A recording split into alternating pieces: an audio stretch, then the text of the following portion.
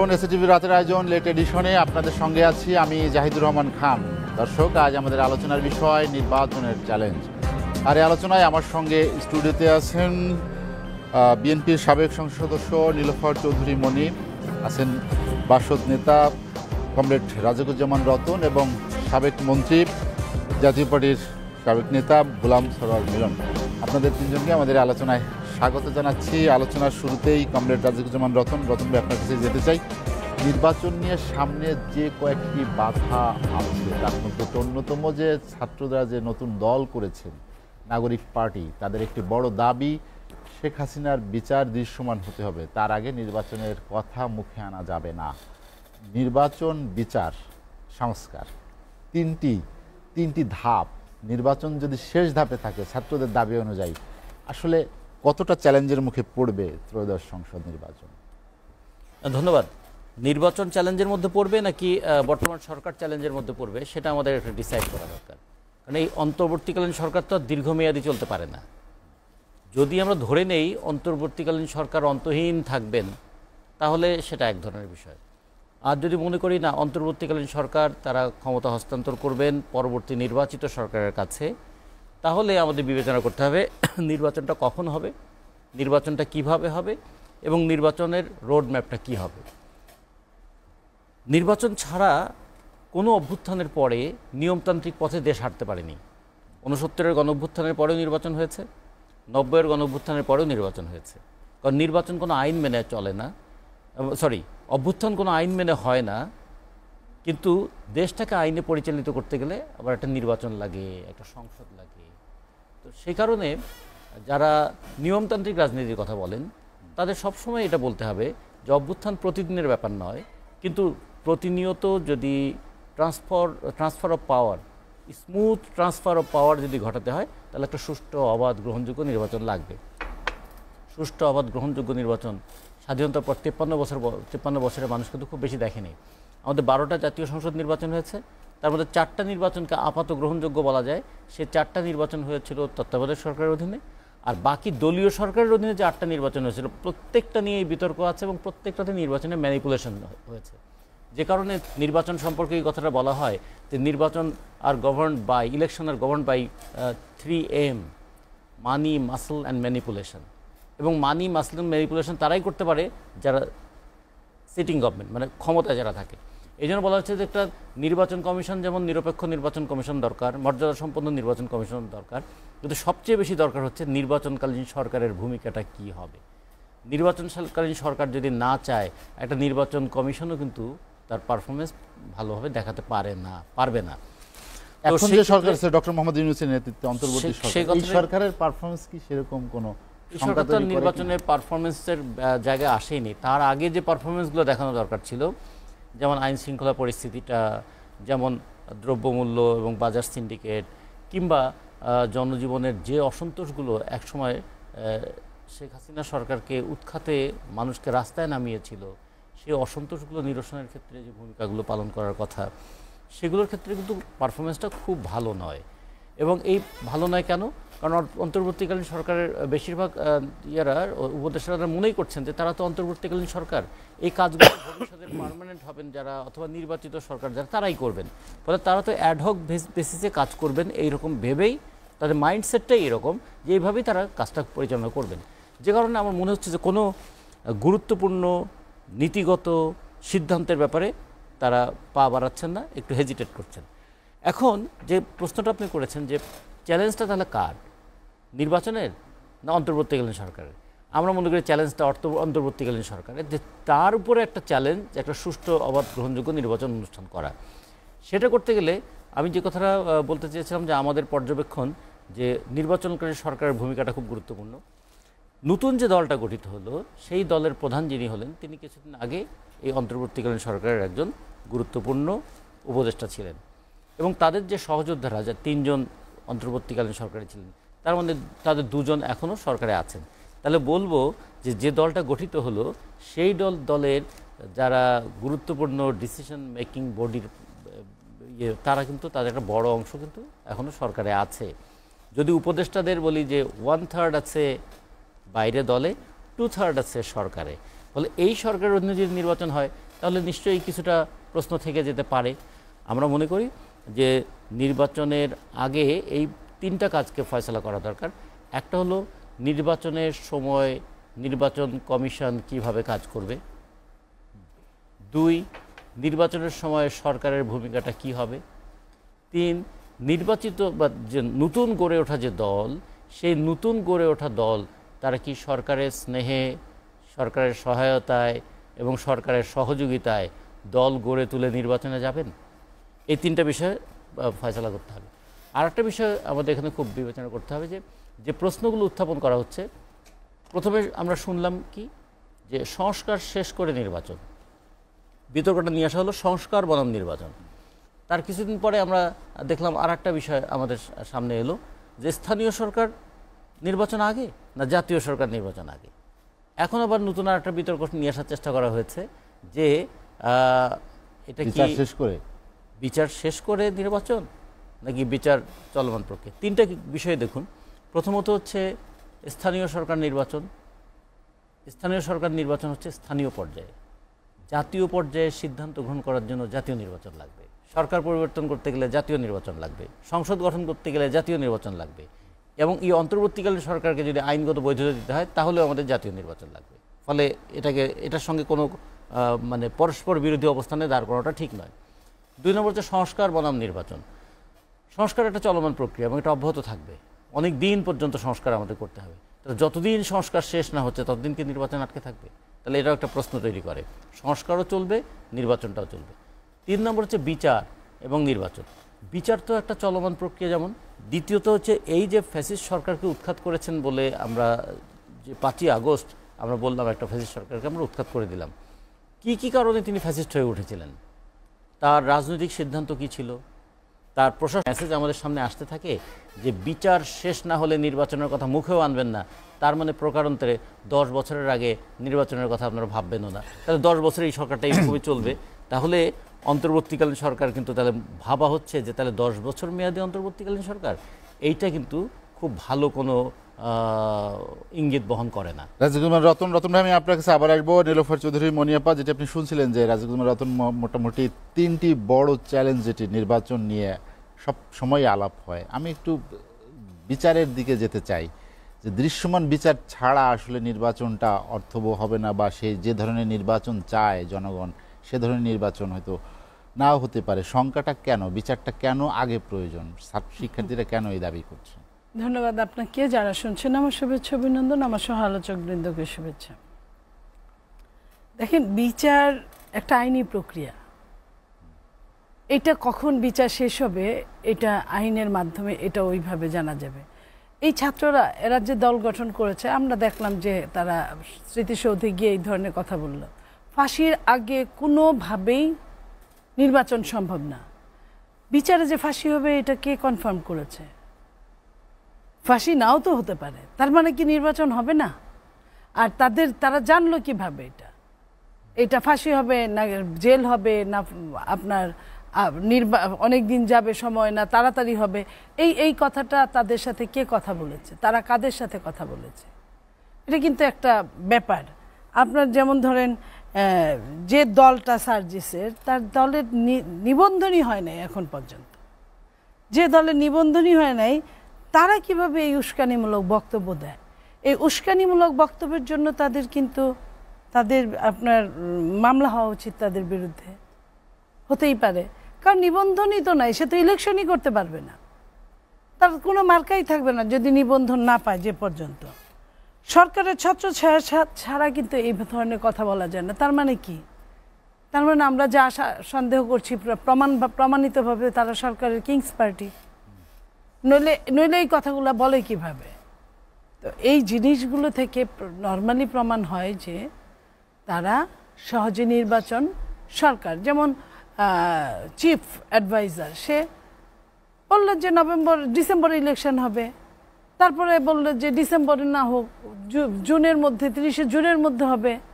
তার প্রেস সচিব বলল, প্রেস সচিবের কথায় সে আবার বলল, সে প্রথমার্ধ বলছিল বা ডিসেম্বর বলছিল, পরে আবার বলল চাইলে নভেম্বরেও হবে, সবশেষে ডিসেম্বরের মধ্যেই করতে চায়। সবশেষে আবার কি বলেছে, নো বিবিসি কে হতে পারে চাইলে হতে পারে, সম্ভবত।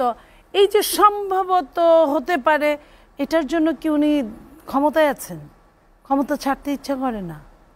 ওনাকে তো বুঝতে হবে উনি কোন সরকার, এই সরকারে কতটুকু যাওয়া যায়।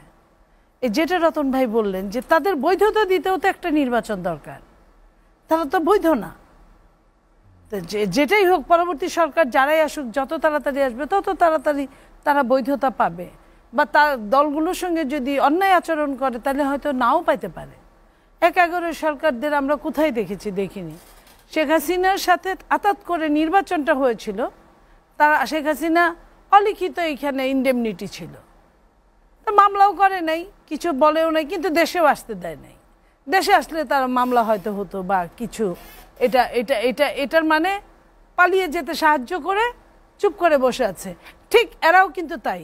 শেখ হাসিনাকে পতিত সরকার আমরা অনেক কিছু বলি, তারা কিন্তু পালিয়ে যেতে সাহায্য করে। নট অনলি শেখ হাসিনা, তারপরে যে হাই প্রোফাইলের যারা আছে প্রত্যেককেই। কেউ কেউ আমি শুনি যে ওবায়দুল কাদের নাকি 95 দিন ছিল। 95 দিন মানে 3 মাস 5 দিন ছিল দেশে, কেউ খুঁজেই পেল না টিকির। কারণ তাদের কাছেই তো আছে। এখন কুইনাইনে জ্বর ছাড়ায়, কুইনাইনের জ্বর হলে তো কেউ ছাড়াইতে পারবে না, তারা ওইখানে তাদেরকে আটকে রাখছে। তো এখন আমাদের তো কি করণীয়? আমাদের খালি প্রতিবাদ করা। আর যদি কখনো সুযোগ আসে, ইনশাল্লাহ সুযোগ তো আসবেই, টুডে অর টুমোরো। এই কারণে যে আপনাকে যত কিছুই বলেন না কেন, রাজনৈতিক দলগুলোর কাছে দায়িত্ব আপনাকে দিতেই হবে, সে যেভাবেই হোক।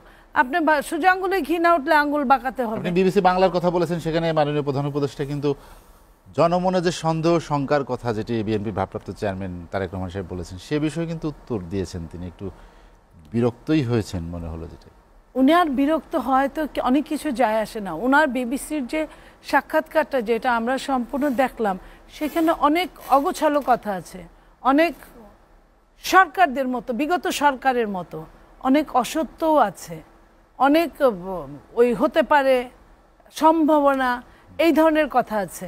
তো তাহলে কি হলো? উনি যে একটা ওয়েট নিয়ে আসছিলেন এখানে, শেষে কিতে রূপান্তরিত হলো? উনিও সাধারণ, অন্যরা যেভাবে কক্ষিগত করতে চায়, উনিও তার বাইরের কিছু না। এই যে জিনিসটা, ওনার জনপ্রিয়তার পারদ কোথায় গিয়ে থামবে? এখনই আপনি যদি খেয়াল করেন, ওনার জনপ্রিয়তা সমস্ত বাংলাদেশে ওইভাবে নাই যেভাবে উনি আসার আগে একজন নোবেল বিজয়ী হিসেবে মানুষ আশা করেছিল যে রাজনীতিবিদদের দিয়ে হচ্ছে না, অনেক দিন যাবৎ এই মানুষটা আসলে বোধহয় হাঁপ ছেড়ে তারা কিছুটা বাঁচতে পারবে। 5ই আগস্টের যে মানুষ ঘর ছেড়ে বাইরে বেরিয়েছিল, আবাল বৃদ্ধ বনিতা, আপনি যদি তারপরের অবস্থা দেখেন, এখন মানুষ বলে যে আমার জীবনের নিরাপত্তা নাই। তাহলে এই যে একটা নিরাপত্তা নাই বলেই মানুষ কিন্তু 5ই আগস্টকে সহায়তা করেছিল, সাহায্য করেছিল, জীবনের বিনিময় করেছিল। কয়টা ছাত্র মারা গেছে? মারা গেছে তো সাধারণ পিপল। সেই মানুষগুলো বের না হলে তো মারা যেত না।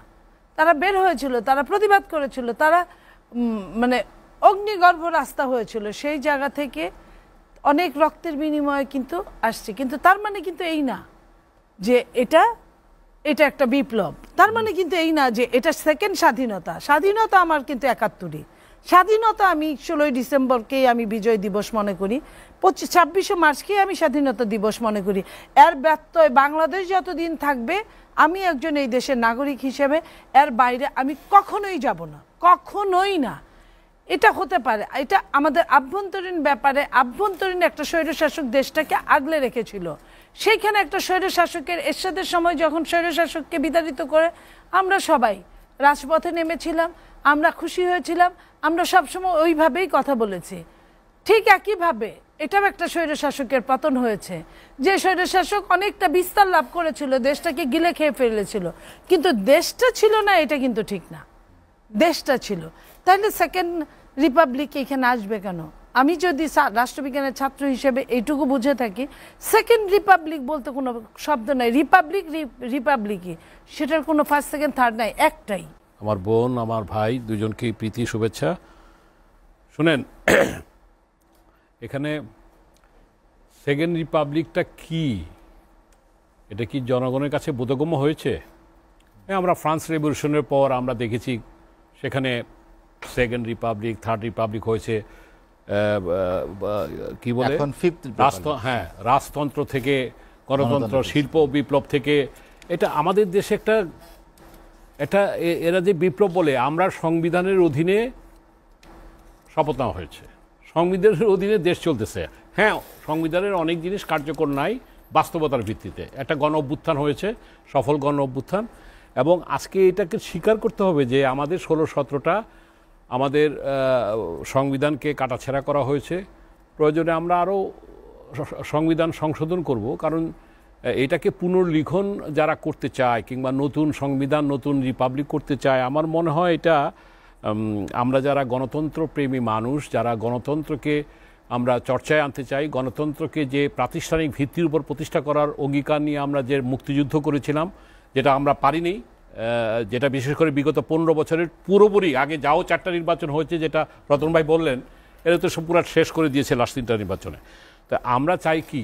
আমরা চাই একটা সংস্কার, আমরা চাই ন্যূনতম সংস্কার করে টাইম মতো, যেটা আপনার এখানে বারবার বলেছি, ডিসেম্বর থেকে জানুয়ারির মধ্যে এই ঘোষণা, ইউনূস সাহেব ঘোষণার আগে আমি আপনার এখানে 4 মাস আগে কিন্তু বলছি যে বাই ডিসেম্বর ইলেকশন হইতে পারে। কিন্তু আজকে আমি আশা হতো সেই ডিসেম্বরের ইলেকশন, ধরে না আল্লাহর ফেরেশতা ঈশা একটা মেকানিজম করে দিল ডিসেম্বর ইলেকশন, আমি তো সেখানে আমি দেখছি যে এদের কোনো উদ্যোগ, পুলিশ সংস্কার বলেন, প্রশাসনের বলেন, একটা ভালো নির্বাচন হওয়ার জন্য কোনো তো দৃশ্যমান হচ্ছে না। এখন ডিম আগে না মুরগি আগে যে তর্ক, ডিমও দরকার, মুরগিও দরকার, আমার সংস্কারও দরকার, নির্বাচনও দরকার। এখন আবার আসছে কি বিচার। আমরা তো বলছি যে বিচার হইতে হবে, একটা বিচার কিন্তু শেষ হইতে 1-2 বছর লাগে। বিচারকে বিচারের মতো হইতে দেন। আমরা কি সে আগের মতো গণজাগরণ মঞ্চের অবস্থা ফিরিয়ে আনতে চাই, যে যারা একটা রায়কে তারা পরিবর্তন করে নতুন আইনকে তারা প্রতিষ্ঠিত করার মধ্য দিয়ে আমরা গণজাগরণ মঞ্চের কথা অনুযায়ী সেই যুদ্ধাপরাধীর, কথিত যুদ্ধাপরাধীদের দায়ে তাকে ফাঁসি দেওয়া হয়েছিল, আমরা কি সেই জায়গায় আবার ফিরে যেতে চাই? বিচারের মতো চলবে। আমরা যে পরিবর্তনটা এনেছি সেই পরিবর্তনের উদ্দেশ্যই হচ্ছে ন্যায় বিচার প্রতিষ্ঠা করা। সেই ন্যায় বিচারে প্রথম কথা হলো যে আজকে জাতিসংঘের একটি প্রতিবেদন পেশ করা হয়েছে, সেখানে তারা কিন্তু তার অপরাধের কথা যেমন সুপারিশ করা হয়েছে, তুলে ধরা হয়েছে, তার মানে বিচার তার অনিবার্য, যেখানে সেখানে আবার এটাও বলা হয়েছে ফাঁসি কিন্তু তারা পছন্দ করে না, বিশে যেটা হয় না। যাই হোক, আমাদের আইনে যেটা হয় হবে, কিন্তু আপনি বলেন যে আগে ফাঁসি দিতে হবে। আরে বাবা, ঠিক আছে, ফাঁসি যদি দাও, ব্যক্তিগতভাবে যদিও আমি এখন মনে করি যে একটা লোকের রাজনীতি করা নিষিদ্ধ হইতে পারে, তাকে আপনি বিচারের কাঠ করে আনতে পারেন, তাকে দেশে ফিরিয়ে আনেন, ইত্যাদি অনেক প্রশ্ন আসবে। কিন্তু আগে আপনি যদি রায় দিয়ে দেন সেই ইয়ের মতো, গণজাগরণ মঞ্চের মতো, তাহলে কি আমরা কোথায় 24-এর আকাঙ্ক্ষা হইল, কোথায় আমরা করলাম? তো যাই হোক, আমি যেটা বলতে চাই সেটি হচ্ছে যে ছাত্ররা যেটা করেছে, নতুন দল স্বাগত জানাই, কিন্তু তাদের বক্তব্যটা মানুষের কাছে গ্রহণযোগ্য হইতে হবে। আমি সাধারণ মানুষের কাছে, আমার বোন এখানে আছে, উনি আপা আমার মানিকগঞ্জের বউ, এবং আমি মানিকগঞ্জ থেকে, দেখেন আমি এলাকার একটা কথা বলি শেষ করব, তারা কিন্তু সাধারণ মানুষ আমাকে প্রশ্ন করে যে তারা কি বলতে চায়। আমি বলছি তারা কি বলতে চায়, তাদের বক্তব্য তোমরা তাদের কাছে শোনো, তারাও কিন্তু ক্লিয়ার না। আমি এটা আপনাকে বলার উদ্দেশ্য হলো, আমরা যেমন সব দলই স্বাগত জানিয়েছি, নতুন দল হইতে পারে। এখন আপনাকে আরেকটা অ্যাডভান্স নিউজ দেওয়া যায়, এখন নবীনদের একটা দল হয়েছে, এখন তো সামনে প্রবীণ এবং নবীনের সমন্বয়ে 24-এর আকাঙ্ক্ষা বাস্তবায়নের জন্য আরেকটা নতুন দল আসতেছে। তো হোক, আমরা স্বাগত জানাই, সেখানে যে কেউ থাকতে পারে। আমার কথা হলো যে যে সেই জিনিসটা, আপনারা তো একটা নির্বাচন, আমরা তো গণতন্ত্র চাই, গণতান্ত্রিক মূল্যবোধটা প্রতিষ্ঠা করতে চাই আমরা। গণতন্ত্র সেই একটা যেমন একদিনের গণতন্ত্র, যেটা রতন ভাই বললেন যে 4টা তত্ত্বাবধায়ক ভালো, অপেক্ষাকৃত ভালো, অনেক ভালো নির্বাচন হয়েছে। তো আমরা একদিনের গণতন্ত্রের পাশাপাশি নির্বাচনী সংস্কারের মাধ্যমে সব জায়গায় যাতে সেই দুর্বৃত্তায়িত না থাকে, রাজনীতির গুণগত পরিবর্তন হয়, এটা চাই। কিন্তু তাদের বক্তব্য কিন্তু পুরা জাতি একটা কনফিউজড হচ্ছে। সুতরাং আমি অত্যন্ত বিনয়ের সাথে, তারা যদিও আমাদের অনুজ, যদিও আমার অনেক সন্তান কিংবা অনেকে আমার নাতি সমতুল্য এই ইয়েতে আছে, আমি এখানে আমি যদি মনে করি আমরা যে 3-4 আছি, বয়সের দিক দিয়ে হয়তো বা আমি আপনাদের চেয়ে অগ্রজ, সেই দাবিতে আমি বলবো যে এদেরকে, আমার মনে হয় যে এদের মেধা মননকে কাজে লাগিয়ে এরা বাস্তবতার ভিত্তিতে এরা আগামী দিনগুলোতে এগিয়ে যাবে। আমরা চাই 24-এর আকাঙ্ক্ষা বাস্তবায়ন হোক, কিন্তু গণতান্ত্রিক আকাঙ্ক্ষাকে ভুলুণ্ঠিত করে কোনো নির্বাচনকে যুক্তিসঙ্গত কারণে 1 মাস 2 মাস আগ পিছ হইতে পারে, সেটা আমি বারবার বলে গিয়েছি। কিন্তু সেইটাকে মাথায় রাখতে হবে, সেটাকে মাথায় নিয়ে এটা গণতান্ত্রিক সরকার এর মাধ্যমে আমরা আগামী দিনের বাংলাদেশকে নিয়ে যেতে চাই। আমরা একটা বিরতি নিতে চাই, বিরতির পরে আবার আসবো। দর্শক, লেট এডিশনে নিচ্ছি একটা বিরতি, ফিরবো শীঘ্রই, সঙ্গেই থাকুন।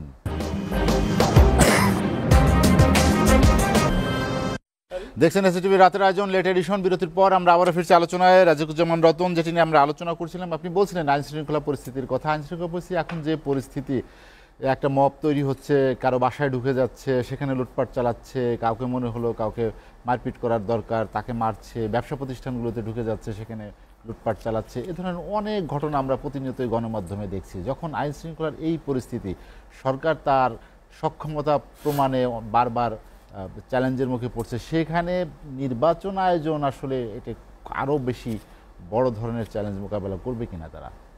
না, এই পরিস্থিতিটা ট্যাকেল করার জন্যই তো একটা নির্বাচিত সরকার দরকার। কারণ যখন পুলিশ প্রশাসন সবাই মনে করে যে এই সরকারটা অন্তর্বর্তীকালীন, ফলে তার কমান্ড এস্টাবলিশ করা এবং কমান্ড ফলো করা দুটোই কিন্তু জটিল হয়ে যায়। যখন কি বুঝতেই পারে যে আপনি এখানে বেশি দিন নাই, তখন আপনার কথা কেন তারা শুনবে? একজন সচিব তো পার্মানেন্ট, পুলিশের একজন কর্মকর্তা, সে তো মনে করে তার চাকরিটা আপনার মানে বিফোর রিটায়ারমেন্ট সে এখানে চাকরি করবে। কিংবা একটা ব্যবসায়ী মনে করে তার ব্যবসাটা সে কন্টিনিউ করবে, কিন্তু তাকে পরিচালনা করবে বা তাকে ডিকটেট করবে যে সে হচ্ছে টেম্পোরারি এবং খুব বেশি মানে কতদিন মেয়াদ আছে আমি জানি না, ফলে আপনার ডিসিশনটা আমি কতদিন ফলো করব সেটা যখন আনসার্টেন হয়ে যায়, তখন সেই ডিসিশনটা আমি আর ফলো করতে চাই না। ফলে মানুষের মনন জগতেও এটা থাকে যে অ্যাডহক ভিত্তিতে কাজের প্রতি কারোই খুব বেশি মনোযোগ থাকে না, যে কারণেই একটা সুষ্ঠু অবাধ গ্রহণযোগ্য নির্বাচনের কথাটা আমরা বলছিলাম। পাশাপাশি এটাও যদি মনে করি যে আইন শৃঙ্খলা পরিস্থিতি বা মব ক্রিয়েট করার যে প্রবণতাটা তৈরি হলো, এইটার অনেক দিন পর্যন্ত আমাদেরকে ভুগতে হবে। এইটাকে কন্ট্রোল করতে পারছি না, অথচ স্থানীয় সরকার নির্বাচনের কথা ভাবছি কেন? গতবার স্থানীয় সরকার নির্বাচন 5 ধাপের নির্বাচন করতে গিয়ে প্রায় 450-র মতো প্রাণহানির ঘটনা ঘটেছে, হাজার হাজার আহত হয়েছে। তাহলে এইরকম একটা পরিস্থিতিতে স্থানীয় নির্বাচন কি করা সম্ভব হবে? তা সেটা কি তারা ভাবছেন না? সেটার কারণে দেখলাম কেউ কেউ আবার বলছে যে আগের যে কোনো সময়ের তুলনায় আইন শৃঙ্খলা পরিস্থিতি ভালো আছে। তো এই প্রেস নোটটা শুধু চেহারাটা বদল হয়েছে, প্রেস নোটের ভাষাটা একই আছে। আমরা সবসময় বলতাম যে আগের চেয়ে আমরা ভালো আছি। কেউ জিজ্ঞেস করতাম আগে কেমন ছিলাম, বলে এখনকার চেয়ে একটু খারাপ ছিলাম। তাহলে এটা কি বোঝা যাবে? যে আপনার বাড়ি কোথায়? যে অমুকের বাড়ির পাশে। তো অমুকের বাড়ির কোথায়? যে আমার বাড়ির পাশে। এইরকম করে কে যে কার পাশে এটা তো বোঝা যাবে না। সুনির্দিষ্ট তো করতে হবে যে কেন আইন শৃঙ্খলা পরিস্থিতিটা তার ইয়ে করতে পারছে না, স্বাভাবিক গতিতে মানুষকে বা স্বাভাবিক আস্থায় মানুষকে নিয়ে আসতে পারছে না। একটু যদি রাজনীতির আলাপে আসেন, যে রাজনৈতিক দলগুলোর মধ্যেও আমরা দেখছি এটি নিয়ে বেশ দূরত্ব তৈরি হয়েছে। বিএনপি যেমন তারা মোটামুটি নির্বাচনের দিকেই তাদের সমস্ত কার্যক্রম পরিচালনা করছে। এর পাশাপাশি অন্য যে দলগুলো আছে, একসময় যারা বিএনপির সঙ্গে শরিক ছিল, তারাও কিন্তু বিএনপির সুরে কথা বলছে না। এটার পিছনে কারণ কি? কেন তারা এক হতে পারছে না? না, সুর পাল্টে যায় কখনো, লক্ষ্য পাল্টে গেলে। এখন নির্বাচনে কে কতটা সিট পাবে, নির্বাচনে কে কত ভালো করবে, কে খারাপ করবে, সেটা হচ্ছে দলীয় সক্ষমতা এবং প্রচারের বিষয়। কিন্তু নির্বাচনটা প্রয়োজন কেন, সেটা হচ্ছে আর একটা বিষয়। সেক্ষেত্রে একটা রাজনৈতিক ভাবনা লাগবে। যে ধরুন আমাদের কিছুদিন আগে কথা শুনেছি না, যে এই অন্তর্বর্তীকালীন সরকারকে দিয়ে চলবে না, আমাদের আর একটা অভ্যুত্থান দরকার। তার মানে কি আমরা ঠিক করছি যে অন্তর্বর্তীকালীন সরকারকে তার ক্ষমতা হস্তান্তরের দুটো পথ আছে, আর একটা অভ্যুত্থান অথবা নির্বাচন? এখন দেশের জনগণ কোনটাকে এই মুহূর্তে প্রয়োজনীয় মনে করবে? আর আবার একটা অভ্যুত্থান, নাকি অন্তত অভ্যুত্থানের মধ্য দিয়ে যে আকাঙ্ক্ষাগুলো তৈরি হয়েছিল, একটা বৈষম্য বিরোধী বাংলাদেশ হবে, ওরা খুব করে বলেছিল না একটা ইনক্লুসিভ বাংলাদেশ হবে, আমরা দুর্নীতি রাহুগ্রাস থেকে দেশটাকে মুক্ত করব, আমরা দমন পীড়নের হাত থেকে বাঁচব, আমাদের দেশে একটা গণতান্ত্রিক আইনের মানে প্রয়োগ এবং প্রবর্তন হবে, এমনকি আমাদের শ্রমিকদের মজুরির জন্য রাস্তায় দাঁড়িয়ে জীবন দিতে হবে না, কৃষকরা ফসলের দাম না পেয়ে হাহাকার করবে না, আর মধ্যবিত্ত বাজারে গিয়ে বলবে না যে জিনিসের যে দাম এখানে হাত দেওয়া যায় না, এরম বলবে না। কিংবা বছরের শুরু হলো, এখনও ছেলেমেয়েরা ঠিকমতো বই পায়নি, এবার মেট্রিক পরীক্ষাটা এসএসসি পরীক্ষা যেটা, সেটা কবে হবে এখনও ঠিক করা যাচ্ছে না। আমাদের তো ফেব্রুয়ারিতে পরীক্ষা হওয়ার কথা ছিল, পরীক্ষা তো পিছিয়ে গেল। এর আগে আমরা একটা বাজে দৃষ্টান্ত স্থাপন করেছিলাম যে ওই মব এসে যদি বলে যে আমরা পরীক্ষা দেব না, তাহলে পরীক্ষা দেব না। এখন এটা কি ধরনের প্রবণতা তৈরি করতে পারে? একটা ধরুন যে আমাদের যদি 18 লক্ষ ছেলে মেয়ে এসএসসি পরীক্ষা দেবে, তো তার মধ্যে অন্তত 6-7 লক্ষ ছেলে মেয়ে তারা বলছে তাদের প্রিপারেশনটা ভালো থাকে। বাকিরা যারা মিডিওকার তাদের মধ্যে যদি কেউ এরকম বলে যায় যে ফলাফলের ক্ষেত্রেও বৈষম্য মানব না, ফলে ওই কেউ ভালো ফলাফল করবে কেউ খারাপ ফলাফল করবে, এরকম একটা নেতিবাচক প্রবণতা তো তৈরি করে দিয়ে বলবে দরকার নাই, আমরা পরীক্ষা দেবো না, আমরা ক্লাস করেছি, ইট ইজ এনাফ, ফলে আমাদেরকে একটা সার্টিফিকেট দিয়ে দেওয়া হোক। এটা আমি খুব স্যাটায়ার করে বলছি, কিন্তু মানুষের মধ্যে মানসিকতাটা এরকম যদি জায়গায় দাঁড়িয়ে যায়, সেই জায়গায় একটা সুষ্ঠু অবাধ গ্রহণযোগ্য নির্বাচনের মধ্য দিয়ে যে দলটা ক্ষমতায় আসবে সে অন্তত বলতে পারবে যে আমরা 5 বছরের জন্য এই দায়িত্বটা পেয়েছি, দেশটাকে এইভাবে পরিচালনা করতে চাই। মানুষ তখন বুঝবে যে তাদের হাতে 5 বছর সময় আছে, কিভাবে দেশ পরিচালনা করে এটা দেখি। 5 বছর যে আমাদের প্রত্যাশা যে কাজ না হয়, আমরা পরবর্তী 5 বছরের মধ্যে আবার এটা চেঞ্জ করব, তাতে করে দেশের সমস্যার সমাধান হবে? তা হবে না, কারণ নির্বাচনের মধ্য দিয়েই সব সমস্যার সমাধান হবে না। কিন্তু এটা একটা আপাত গ্রহণযোগ্য পথ। এই জন্য আমি বলি নির্বাচন হচ্ছে গণতান্ত্রিক ব্যবস্থার অঙ্গ, কিন্তু গণতন্ত্রটা যদি ঠিকমতো অপারেট না করে, জবাবদিহিটা যদি ঠিকমতো অপারেট না করে, তাহলে কিন্তু নির্বাচনটাও সুষ্ঠু হবে না। ছোট্ট একটা বিষয় বলে আমি অন্তত আমার এই কথাটা শেষ করতে চাই, যে যেমন ধরুন আমাদের বারবার কথা আসে ক্ষমতায় আসলে সম্পদ বেড়ে যায়। ক্ষমতায় আসলে সম্পদ বাড়ে কেন? চাকরি করলেই সম্পদ বেড়ে যায়, যে পরিমাণ সম্পদ হওয়ার কথা তার চেয়ে বেশি পরিমাণ সম্পদের মালিক তারা হয়। আমাদের সংবিধানে না ছিল যে অনুপার্জিত আয় ভোগ করা যাবে না? এইটা আমরা গত 53 বছরে কেন এটা ব্যবহার করতে পারলাম না? যে আপনি একজন নির্বাচিত সংসদ সদস্য, আপনি জনগণের জন্য আইন প্রণয়নের কাজ করবেন, দেশটাকে পরিচালনার কাজ করবেন, আপনার সম্পদ বাড়ছে কেন? আইনগুলো হয়ে যাচ্ছে দমনমূলক, আর আপনার সম্পদ হচ্ছে মানে এটা বিস্ফোরণমূলক। এত সম্পদ হচ্ছে যে এই সম্পদ আর আপনি দেশেও রাখতে পারছেন না, সম্পদের একটা বিরাট অংশ দেশের বাইরে চলে যাচ্ছে। এগুলোকে বন্ধ করব বলেই তো আমরা একটা জবাবদিহির পরিবেশ চাই। জবাবদিহির পরিবেশের একটা শর্ত হচ্ছে নির্বাচন। এটাই সব নয়, কিন্তু নির্বাচন হলে অন্তত মানুষ যাচাই করতে পারে যে 5 বছর আগে আপনাকে কি দেখেছিলাম, এখন এরকম হয়ে গেলেন কেন? আপনার পকেটে যে টাকাটা গেল এটা তো আমার পকেট থেকে গিয়েছে, কখনো ট্যাক্সের টাকা গিয়েছে, কখনো বদলি বাণিজ্যের নামে গিয়েছে, কখনো প্রমোশন বাণিজ্যের নামে গিয়েছে, কখনো বাজারের সিন্ডিকেটের মাধ্যমে গিয়েছে তো জনগণের টাকা। তো জনগণের দুর্ভোগকে আপনারা সুযোগ হিসেবে কাজে লাগালেন। এই কথাগুলো বলার মতো একটা গণতান্ত্রিক পরিবেশ আমরা চাই।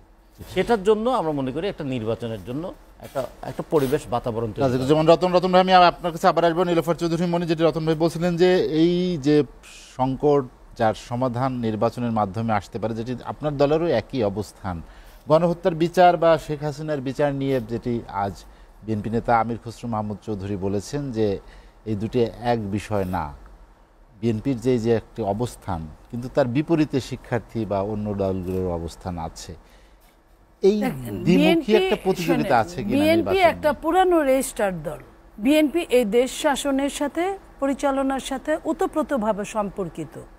বিএনপি জীবনে অনেক সংস্কার করেছে, অনেক সংস্কার করেছে। তলাবিহীন ঝুড়ি থেকে বাংলাদেশকে রপ্তানিমুখী করেছে যতটুকুই পেরেছে। মানুষের কল্যাণের জন্য বিএনপি নিজেকে অকাতরে বিলিয়ে দিয়েছে। আবার সমালোচনার সম্মুখীন যে হয় না তাও বলবো না, কারণ বিএনপি মানুষ, ফেরেশতা কোনো দল না। মানুষেরই সমস্যা সমাধান হবে। এখন আপনার অভ্যুত্থানের চেতনা রক্ষায় সরকারকে কাজ করতে হবে, এগিয়ে যেতে হবে। এটা ইমিডিয়েট তাদের দরকার। বিএনপি বা অন্য সব দলের দিকে তাকিয়ে নতুন দল কি বলল, নতুন দল যে বললাম রেজিস্ট্রেশনই হয় নাই, তারা কি বলল? নতুন দল মানে যদি ওই ইন্টারিম গভর্নমেন্টের কথা হয় তাহলে তারা নিজেরাই বলুক। ওই পোলাপান দিয়ে বলাবে কেন, এদের দিয়ে বলাবে কেন? ওরা বললে ওই কথাটা আপনার কি কচি কচি মনে হয়, একটা পরিপূর্ণতা নাই যে কথার মধ্যে। চিৎকার করছে একদিকে, তার কণ্ঠ যাচ্ছে একদিকে, শরীর যাচ্ছে একদিকে, হয় না। রাজনীতি একটা অনেক দিনের একটা ব্যাপার, অনেক অভিজ্ঞতার ব্যাপার, অনেক সহনশীলতার ব্যাপার, অনেক ধৈর্যের ব্যাপার। তো এই জায়গাটায় ওরা শুধু দৌড়াচ্ছে। কিসের পিছে দৌড়াচ্ছে?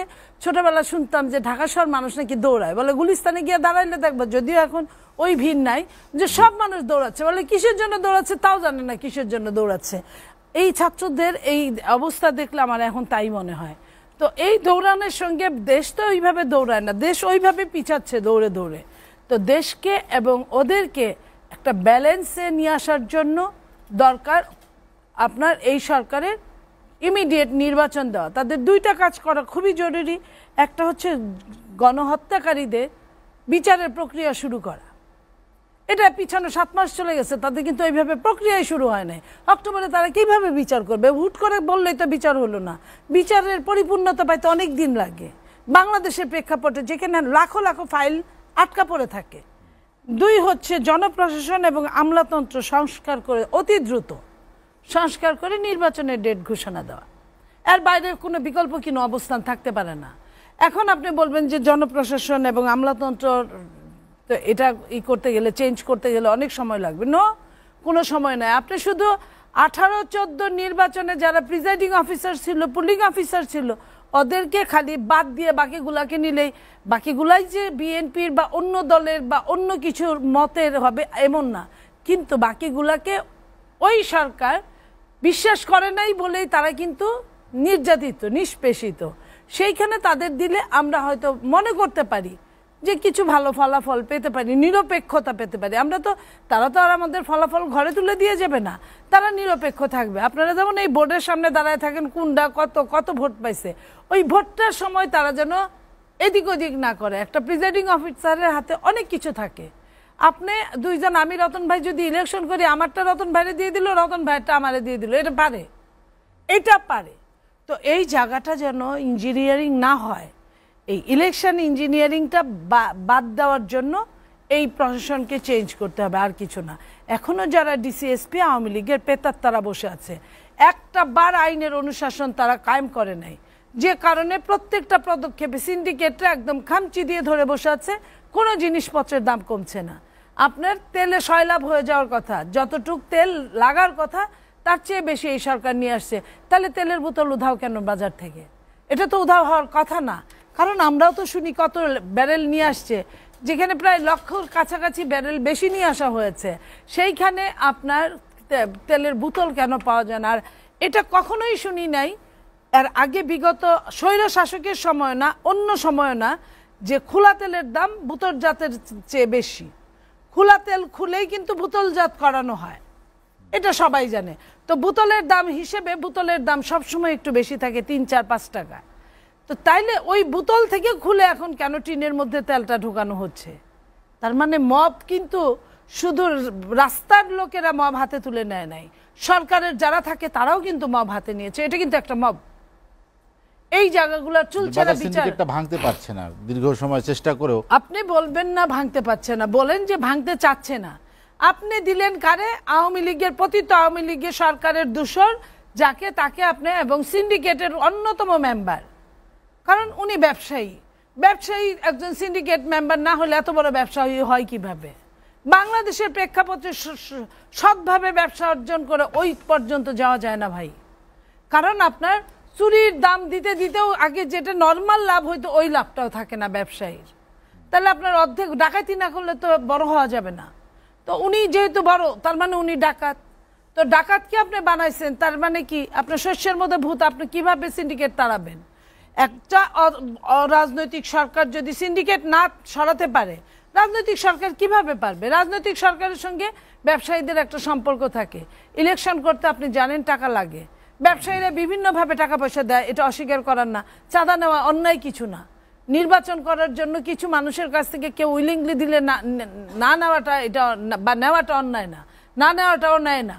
তো সেই জায়গায় ব্যবসায়ী তো তারা কিনে ফেললো। আপনি চান বা না চান যে মানুষটা আপনার দুঃসময় আপনার পাশে থাকলো, তার দুঃসময়টাও কিন্তু আপনি দেখবেন। এইখানে কি একজন আরেকজনের পরিপূরক হয়ে যায়, কিন্তু যার কোনো ইলেকশন করে সরকারে আসতে হয় না, তার নাম ইন্ট্রিম। বেরিয়ে আসতে চাচ্ছে এই যে সংস্কার, এই যে আপনার ইন্ট্রিম গভর্নমেন্ট, এরা যদি না পারে তাহলে কারা পারবে? এরা কেন পারছে না, কি কারণে, এটা আমাদের জানতে হবে। আজ পর্যন্ত একটা ইন্ট্রিম গভর্নমেন্ট আপনার আয় ব্যয়ের হিসাব দেয় না, দিয়েছে কিনা আমি জানি না। যখন আপনার নাহিদ যখন ক্ষমতা ছাড়লো, দায়িত্ব ছাড়লো, ফেসবুকে সয়লাভ এতশো কোটির মালিক হয়েছে। তারপরে শোনা গেল যে তার একটা অ্যাকাউন্ট আছে, সে অ্যাকাউন্টে 10,100 না 200 টাকা। এটাও যেমন বাড়াবাড়ি, 10,100 200 টাকা সে বেতনই তো পেয়েছে লাখের উপরে, তার তো কোনো খরচা নাই ওরকম। সে ছাত্র ছিল কয়দিন আগে, তার খরচা কি? সরকারি বাড়িতে থাকে, তার তো ওরকম খরচা নেই। তাহলে ওই টাকা থাকলেও তো তার প্রায় 20-50 লাখ টাকা 20 লাখ টাকা হওয়ার কথা না। তার তো টাকা সেভ হওয়ার কথা। একটা ছাত্র থেকে যখন অছাত্রতে যায়, এত বড় পদে হোল্ড করে, তখন ওই টাকা সে কি করবে? তার তো খরচ নাই, সে তো খরচ করা শিখে নাই, তার তো বাচ্চা কাচ্চা নাই, তার তো নাতিপুতি নাই, তার তো বাচ্চারা স্কুল কলেজে পড়ালেখা করে না, তাহলে তার কেন খরচ লাগবে? সে বাপের হোটেলে খায়, তো বাপ তো এখনো কিছু না কিছু করে, তাহলে তারা তো তার টাকা 10,000 থাকে কিভাবে? আমি তার কত টাকা এটা আমার জানার কথা না, কিন্তু আমার দৃষ্টিতে কটু লেগেছে, তাই আমি কথাটা বললাম।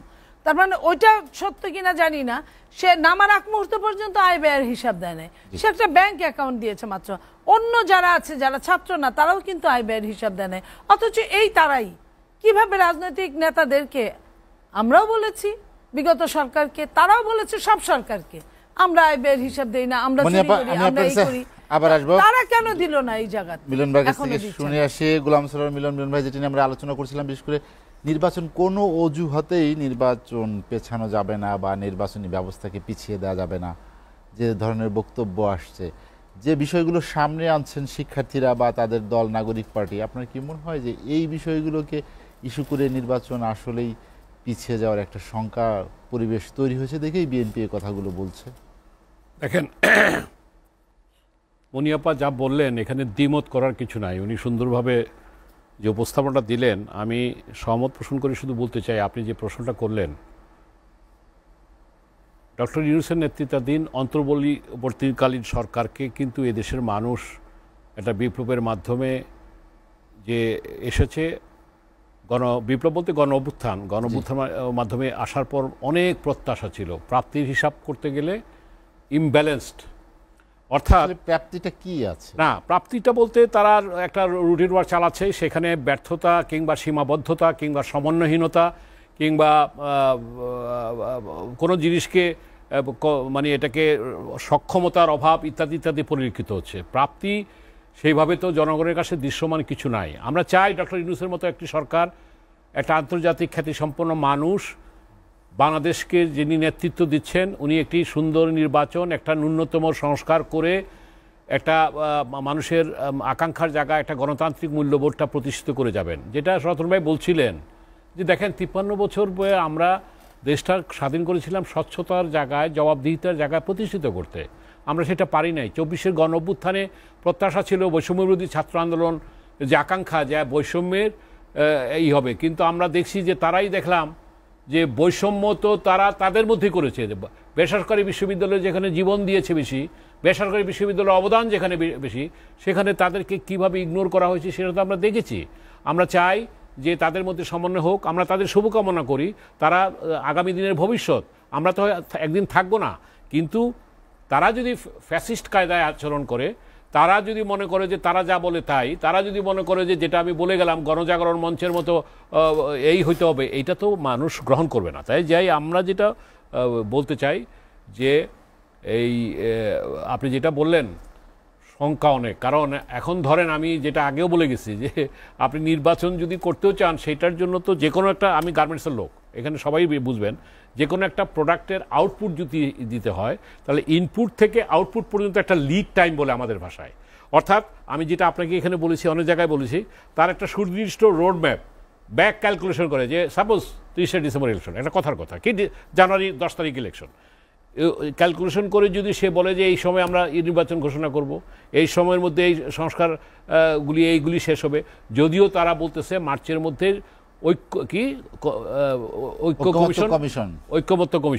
ঐক্যমত্য কমিশনের রিপোর্টটা আমরা রোজার এই আত্মশুদ্ধির মাসে, এই আত্মসংযমের মাসে আমরা প্রত্যাশা করব, জনগণ প্রত্যাশা করবে যে অর্থনৈতিক কোনো বিনিয়োগ নাই, মব জাস্টিস হচ্ছে কি তৌফিক ইমাম নাকি মন্ত্রী ছিল, এসটি ইমামের বাসায় কি তানভীর ইমামের বাসায়, এটা কি একটা মগের মূল্যকে বাস করতেছে? তারপরে তো তার বাসা না, তার বাসা না, আচ্ছা তারও স্ত্রী ছিল, আগেই ছিল, এইটা তারপর যখন জনগণ এটা রিয়েক্ট করছে, তখন ওই 3 জন যারা গেছিল 3 জন অ্যারেস্ট করছে। এইভাবে তো একটা মব তৈরি করে, যেটা উনি বলতেছিল যে একটা স্যাটায়ার করে বলতেছিল যে মব তৈরি করে যে আমরা তো লেখাপড়া করছি, সুতরাং আমাদেরকে সার্টিফিকেট দিয়ে দাও, কিংবা আমরা এই করছি, এটাই তো হচ্ছে। এবং স্বরাষ্ট্র উপদেষ্টাকে দেখতেছি রাত্রি 3:30 প্রেস কনফারেন্স করতে, কিংবা তাকে দেখতেছি যে রাত্রি ভোর 4টার সময় থানায় পরিদর্শন করতে, এটা ভালো। কিন্তু আমার কথা হলো কি, যে এই জায়গায় যে আমরা তাদের শুভকামনা করি আমাদের প্রয়োজনে, আমরা যারা রাজনীতি করি, at the end of the day আপনার এই দেশটা তো রাজনীতিবিদরা পরিচালনা করবে। এখন প্রশ্নটা হলো যে আমাদের রাজনীতির মধ্যে ধরেন জামাত ইসলাম এখন একটা কথা বলছে, বিএনপি বড় স্টেক হোল্ডার একটা কথা বলছে, অবশ্যই একটা জায়গায় তাদের আন্ডারস্ট্যান্ডিংয়ে আসতে হবে। আপনি যে শঙ্কার কথাটা বললেন, হ্যাঁ আমি আপনাকে এখানে ওপিনিয়নে বলে যাই, এই জায়গায় যদি ঐক্যমত না হয় নির্বাচন যথাসময় হয় কিনা, অর্থাৎ ডিসেম্বরের যে ঘোষিত যে আপাত যে সময়সূচি প্রধান উপদেষ্টা বলেছেন সম্ভবত বলে কিংবা ইচ্ছা আছে বলে, কিন্তু সেটা হয় কিনা ব্যক্তিগতভাবে আমি সন্দিহান। সেই জন্য মার্চের মধ্যে এপ্রিলের মধ্যে যদি একটা ঐক্যমত করতে পারি আমরা নির্বাচনের ব্যাপারে এবং ন্যূনতম সংস্কারগুলি, যে কথাগুলি মনিয়াপা বলে গেছেন, আমার কথাগুলি বলেছেন, আমাদের কথাগুলি বলেছেন, জনগণের কথা বলেছেন, যে পুলিশ প্রশাসন এবং এইগুলির ন্যূনতম সংস্কার অবশ্যই দরকার, এবং সেটা কিন্তু এখনও সম্ভব। এখন ধরেন মার্চ মাস, এপ্রিলের মধ্যে যদি এগুলির একটা একটা ধরেন ঈদের পরে, এই মাসে আলোচনা করে ঈদের পরে যদি একটা ডেট ডিক্লেয়ার করে দেয়। এখন তারা বলে যে প্রেস সচিব ওদিনকা বললেন যে আমরা তো একটা বলছি, এগুলি কথায় কিন্তু লাস্ট মুহূর্তে ওই যে যেটা বললো প্রেস কনফারেন্সে যতই বলুক, লাস্ট মুহূর্তে এমন একটা পরিবেশ সৃষ্টি হবে। আপনি কিন্তু ভালো কথা বলছেন, শঙ্কার কথা, পরিবেশ সৃষ্টি করবে যখন ওই বিএনপি বলবে ঠিক আছে তাহলে 1 মাস পরে করেন, কিংবা আমরা তো এটা চাই না। ইউ শুড বি আমরা এক ঐক্যমত হয়ে একটা জায়গায় আসুক, সেই প্রত্যাশাটা আমাদের সবার।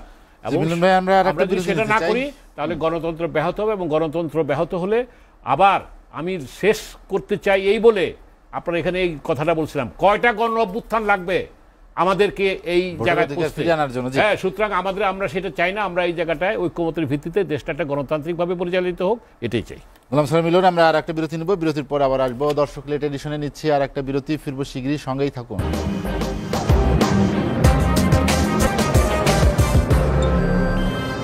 দেখছেন এসটিভি রাতের আয়োজন লেট এডিশন। বিরতির পর আমরা আবারও ফিরছি আলোচনায়। কমরেড রাজ্জাকুজ্জামান রতন ভাই, আমরা যেটা নিয়ে আলোচনা করছিলাম, নির্বাচন ডিসেম্বরে যদি হতে হয় সেক্ষেত্রে বড় রাজনৈতিক দলগুলোর যে একটি ঐক্যমত্য কমিশন করা হয়েছে, তাদের একটি বৈঠক হয়েছে, সামনে অনেক ইস্যু, অনেক বিষয়, সেগুলো একাধিক বৈঠকে, এবং এই বৈঠকের যে বিরতি, আপনার কি মনে হয় যে এটি আসলে ঐক্যমত্যে পৌঁছতেই 6 মাস লেগে যাবে?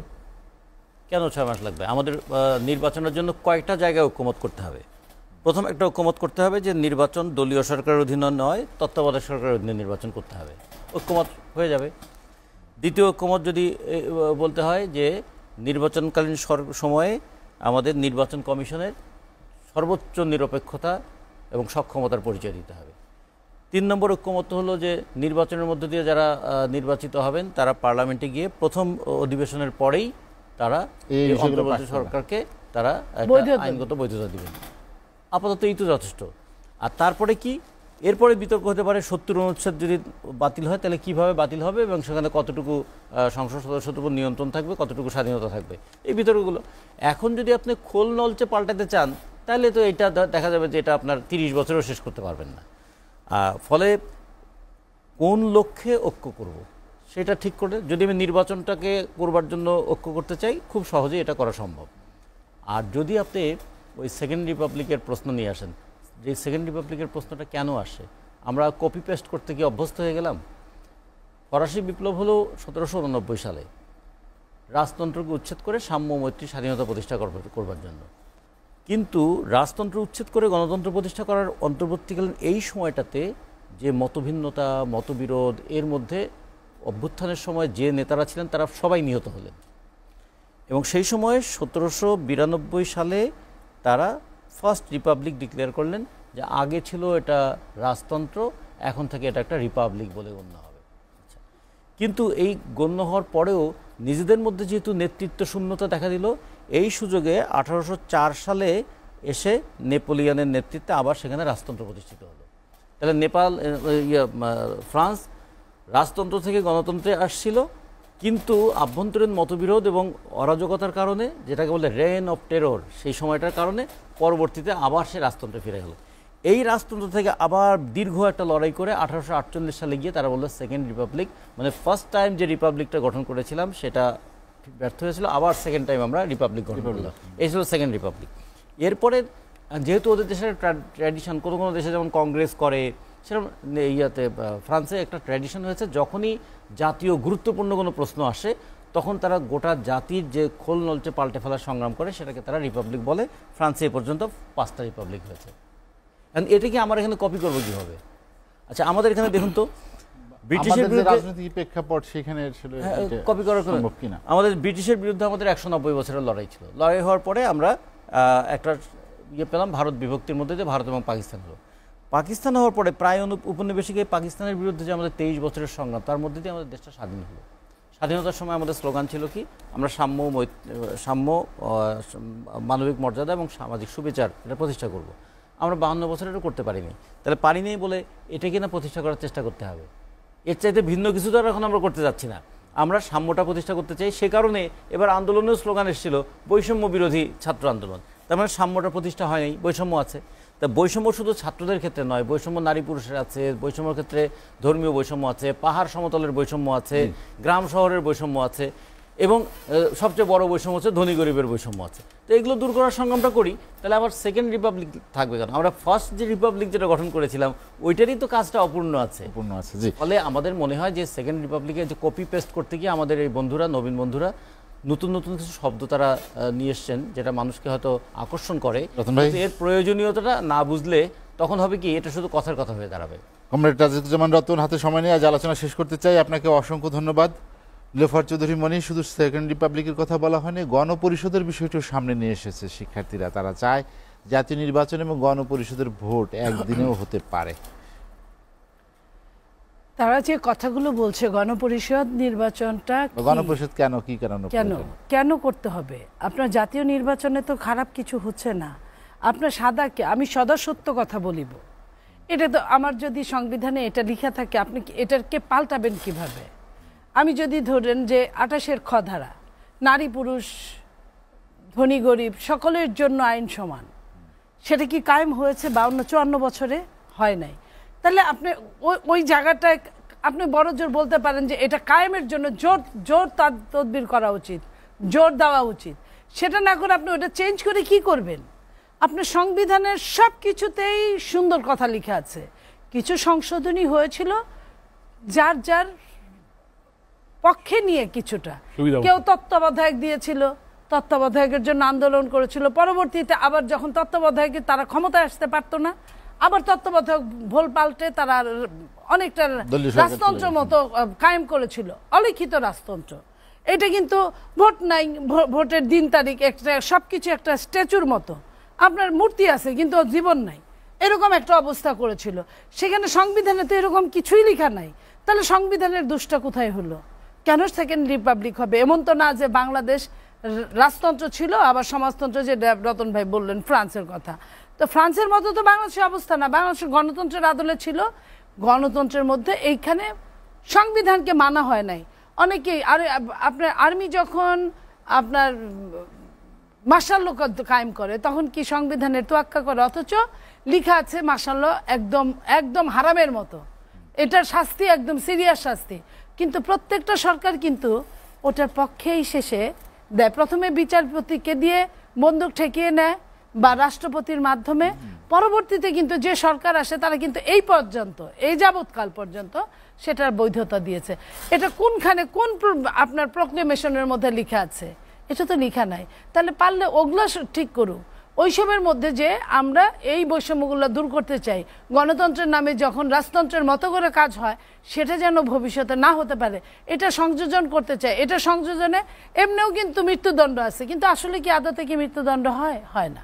তাহলে আপনার ওই জায়গাগুলো ঠিক না করে আপনি কেন সংবিধানের কাটাছেড়া, সংবিধান বাতিল করতে চান কেন? এটা তো এই কাজটা তারা করতে পারে না। আপনি কেন গণপরিষদ নির্বাচন দিবেন? আপনি গণপরিষদ নির্বাচন দিতে চান যে এই সরকারকে বৈধতা দেওয়ার জন্য, এতই সহজ। আপনি এই সরকারকে বৈধতা দেওয়ার জন্য ওইটা করবেন, অন্য সরকার এসে কি আঙুল চুষবে? তার কি কাজ থাকবে? তার কাজটা কি থাকবে? তো আপনি মনে করতেছেন আপনি এখনো সরকারে আছেন, বিরোধী দলেও আছেন, রাজপথেও আছেন, আবার পরবর্তীতেও আপনি রাজপথে বিরোধী দলে থাকার জন্য আপনি গণপরিষদ নির্বাচন নিয়ে আসবেন। আপনার সংবিধানের পুরা খায়া গিলা ফেলে নতুন সংবিধানের জন্ম দিবেন। বিচ্ছু নাকি মাকে খেয়ে জন্মগ্রহণ করে? আমার তো মনে হয় যে এই সন্তানরা তারা এই বাংলাদেশকে খেয়ে জন্মগ্রহণ করতে চাচ্ছে। এটা তো একদম নেভার এবং এবার এটা কখনোই হতে পারে না। এটা বাংলাদেশের অস্তিত্বের ব্যাপার। আলোচনা শেষ করতে চাই। আপনাকে অসংখ্য ধন্যবাদ। গোলাম সরোয়ার মিলন ভাই, আলোচনা শেষ করব। আমরা যদি শেষ দিকে তাকাই, ডিসেম্বরকে সামনে রেখে নির্বাচন কমিশন বলছে তারা প্রস্তুত। আবার যদি ফিরে আসি আইন শৃঙ্খলা পরিস্থিতিতে, আইন শৃঙ্খলায় যেভাবে অবনতি হচ্ছে, সেখান থেকে ফিরে আসার যে তাগাদা সেটি থাকলেও বাস্তবে কিন্তু দৃশ্যমান হচ্ছে না। নির্বাচনের অনুকূল পরিবেশ কি আছে? না, এই কথাগুলি কিন্তু হয়েছে। বনিয়াপা বলে গেছেন যে আমাদের আইন শৃঙ্খলা যে লোকেরা আছে সেই কমিশন, নির্বাচন কমিশনের তত্ত্বাবধানে তো হবে, এবং সেখানে আগের ডিসিএসপিরা যেভাবে ম্যানিপুলেট না করে সেইভাবে সংস্কার করে আপনার জনপ্রশাসনকে ঠিক করতে হবে। এই কথাগুলি অলরেডি আলোচনা হয়ে গেছে। সেইটা ঠিক না হওয়া পর্যন্ত তো নির্বাচনের যে ডেটটা হয়েছে এই জায়গাটি তো আমার শঙ্কার জায়গা, আমার না, সবারই শঙ্কার জায়গা যে তাহলে কি আমরা ডিসেম্বর ইলেকশন করতে পারবো। আমি মনে করি যে কথা এর আগে বলে গেছি যে সরকারের উচিত হবে, আজকে যে আলোচনাটা হলো ৭০ অনুচ্ছেদের কথা রতন ভাই বলছেন, কিংবা যে এর ব্যাপারে কিন্তু সবার একমত। আমি বলবো যে বিএনপি বড় স্টেক হোল্ডার, তারেক জিয়া ৩১ দফা দিয়েছেন, সেখানে কিন্তু অনেকগুলি কভার হয়ে গেছে। সুতরাং এই জায়গায় জামাত ইসলাম একমত হয়েছে, কিংবা অন্যান্য যে ছোট বড় দল আছে তারাও কিন্তু একমত হবে। ২ বারের বেশি প্রধানমন্ত্রী হইতে পারবে না, কিংবা ইত্যাদি ইত্যাদি যেগুলি মোটা দাগের, এগুলি যদি ঐক্যমত হয় দিয়ে একটা ইলেকশন যদি দেয়, সেখানে গিয়ে তারা করবে। কারণ এই সরকারকে একটা এক্সিট দিতে হবে, তো কি বলে, সেফ এক্সিট দিতে হবে। সেফ এক্সিট দেওয়ার জন্য তাদের উচিত হবে যে কথাটা বললাম, যে বারবার এই ছাত্রদের, ওরা আমাদের ভবিষ্যৎ, ওরা আমাদের শক্তি, ওরা জীবন দিয়েছে, ওদেরকে আমরা রেসপেক্ট করি, কিন্তু এইটা যেইভাবে যাচ্ছে এতে করে কিন্তু দেশটা উল্টো রথে চলে যাবে যদি নির্বাচনটা না হয়। সেখানে ঐক্যমতটা আমরা মনে হয় করে, যেখানে যে জায়গায় কোনো দ্বিমত নাই ওগুলিকে অ্যাটলিস্ট, এটা কিন্তু ডক্টর ইউনূস নিজেও বলছেন যে যেসব জায়গায় আমরা একমত হবো ওগুলিকে আমরা করে বাকিগুলি পরবর্তী সরকার নেবে। আমার মনে হয় উনি যে কথাটা কিন্তু উনি পাবলিকলি বলছেন যে যেসব জায়গায় ঐক্যমত হবে, এবং তারা বলতেছে যে আমরা ওয়েবসাইটে দিয়ে দিব। ডক্টর ইউনূস বলছেন এই কথাটা, ইউনূস সাহেব তো এই কথা বলছেন। শেষে বলবো, আমরা কিন্তু দেখেন সেনাপ্রধানের কিছুদিন আগে ২৫শে ফেব্রুয়ারির বক্তব্য কিন্তু আমাদেরকে একটু উপলব্ধির জায়গায় আনা উচিত।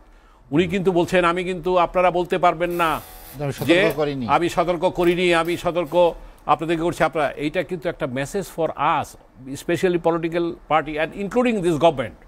সুতরাং আমার কথা হলো কি, আমরা ছাত্রদেরকে বলবো যে এটা ঐক্যের জায়গা, যেহেতু একটা আমরা আগামী দিনের নতুন বাংলাদেশ, সম্ভাবনার বাংলাদেশ গড়ে তুলতে চাই, গণতান্ত্রিক বাংলাদেশ গড়ে তুলতে চাই, মুক্তিযুদ্ধের বাংলাদেশ করতে চাই। তারা যদিও প্রথম দিকে মনে হয়েছিল তারা মুক্তিযুদ্ধের প্রতি তারা তেমন না, তারা এই জাতীয় স্মৃতিসৌধে গিয়ে দিয়েছে, সেজন্য তাদেরকে ধন্যবাদ জানাতে চাই। এবং জাতীয় স্মৃতিসৌধের ৭টি স্তম্ভের ইতিহাসটা তাদের আদৌ তারা ঠিকমতো জানে কি না আমি বিশ্বাস করতে চাই তারা জানে। সেই স্মৃতিসৌধের ইতিহাস, সে ৫২, ৫৬, ৬২, ৬৪, ৬৬, ৬৯, ৭১, এই যে ৭টা, সুতরাং এই জিনিসটা ধারণ করে আগামী দিনের নির্বাচনটা যাতে একটা সুনির্দিষ্ট রোডম্যাপের মাধ্যমে আমরা যেতে পারি, আমরা তাহলে দেশটাকে সামনের দিকে। মিলন, আপনাকে অসংখ্য ধন্যবাদ। হাতে সময় নিয়ে আলোচনা শেষ করবো। আজ নীলোফর চৌধুরী মনি এবং কমরেড রাজীব কুমার রতন, আপনাদেরকে অসংখ্য ধন্যবাদ। দর্শক জানিয়ে রাখি, টেলিভিশন পুরো প্রচারে সকাল ৮টায়। আজ এ পর্যন্তই। ভালো থাকুন, সুস্থ থাকুন, এসএটিভির সঙ্গেই থাকুন।